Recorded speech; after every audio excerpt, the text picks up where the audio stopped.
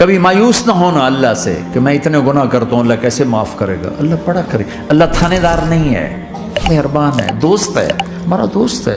اللہ سے باتیں کرو، اللہ سے یاری لگاؤ، اللہ کو دکھڑے سناؤ، یا اللہ میرے ساتھ یہ ہو رہا ہے تو کچھ کر دینا۔ اللہ سے لاڈ کرو جیسے ماں سے لاڈ کرتے ہو۔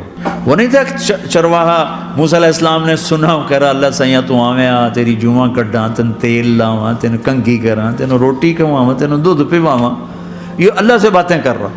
تو موسیٰ علیہ السلام نے اس کو بدبخت یہ کیا کہہ رہا ہے؟ کہہ رہا ہے یا اللہ تو میرے پاس آ، میں تمہیں تیل لگاؤں، تیری جوئیں نکالوں، تیری کنگھی کروں، تجھے بکری کا دودھ پلاؤں۔ تو وہ تو بیچارہ ڈر کے رونے بیٹھ گیا۔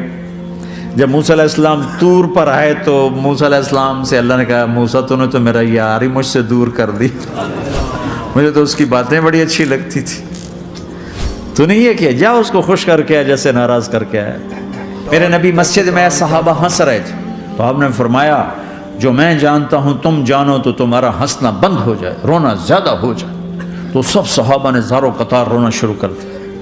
آپ یہ کہہ کر واپس مڑے، دروازے تک نہیں پہنچے تھے کہ جبریل آ گیا کہ میرے محبوب تو نے میرے بندوں کو اتنا زیادہ ڈرا دیا مجھ سے، جا واپس جا، جیسے رولایا ہے ایسے ہی ہنسا کے آ۔